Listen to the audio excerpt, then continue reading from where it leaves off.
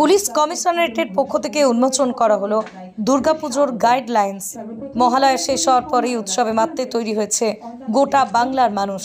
দেবী দুর্গার বোধনের আগে থেকেই এখন রাস্তায় ঢল নামতে শুরু করে নামজাদা পুজো মণ্ডপগুলিতে। ব্যারাকপুর পুলিশ কমিশনারের অন্তর্গত বেশ কয়েকটি নামজাদা পুজো কমিটি প্রতি বছরই তাদের নিত্য নতুন চমক দিয়ে মানুষের মন কাড়ে। শুধু তাই নয়, সাধারণ মানুষের পুজোর কদিন নিরাপত্তা সুনিশ্চিত করতে বদ্ধপরিকর ব্যারাকপুর পুলিশ কমিশনারেটের কর্তা ব্যক্তিরা। আজ পুজোর গাইডলাইন অনুষ্ঠান সংগঠিত করলেন কমিশনারেটের শীর্ষ কর্তারা। ব্যারাকপুর পুলিশ কমিশনারেটের কার্যালয়ে পুজো গাইডলাইন অনুষ্ঠানে উপস্থিত হয়েছিলেন police commissioner Muralidhar, DC headquarter Atul Viswanathan, DC traffic Amlan Kushan Ghosh, পুলিশের পদাধিকারীরা।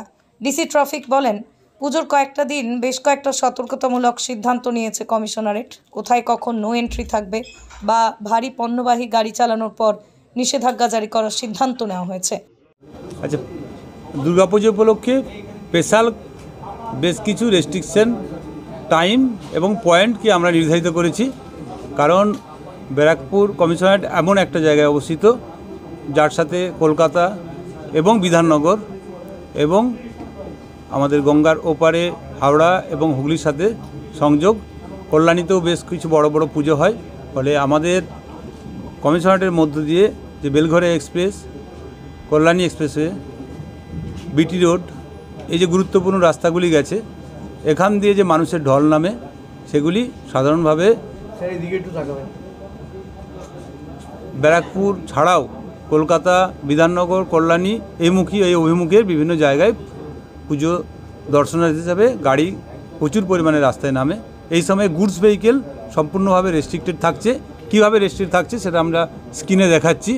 আমাদের ট্রাফিক হেডকোয়ার্টার থেকে একটা নির্দেশিকা আছে, সেই নির্দেশিকা মোতাবেক কোন সময় থেকে কোন সময় পর্যন্ত গুডস ভেহিকেল রেস্ট্রিকশন থাকবে সেটা আমরা সকলের কাছে সার্কুলেট করছি। এছাড়াও যেহেতু কমিশনারেটের এলাকাটি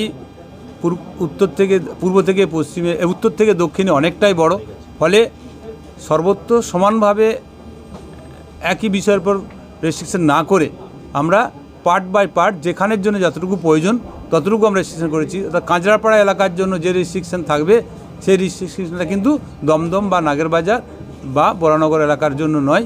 ফলে আমরা এলাকাভিত্তিক যে রেস্ট্রিকশন করেছি সেই রেস্ট্রিকশন আমরা নোটিফিকেশান মারফত সবাইকে জানিয়ে দিয়েছি।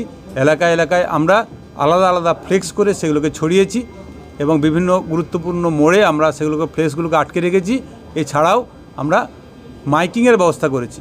গতকাল থেকে আমরা স্থানীয় ভিত্তিতে আমরা মাইকিং করছি যে কোন দিকে কতটা পরিমাণ গাড়ি আটকানো থাকছে। আমরা আপনাদের কাছে হোয়াটসঅ্যাপে বা সফট কপি হিসাবে আমরা এই আমাদের যে নোটিফিকেশন সেটা আমরা দিয়ে দিচ্ছি। হ্যাঁ, আমাদের দেখুন 25 তারিখ থেকে আমাদের এই যে নোটিফিকেশান চালু আছে সেটা আপনাদেরকে জানিয়ে দিচ্ছি। 25 তারিখ, 26 তারিখ, 27, 28, 29, 30 এবং যেহেতু আমাদের নবমী কুমারী পুজো হয় সেজন্য সকালের দিকে অনেকটা ভিড় থাকে।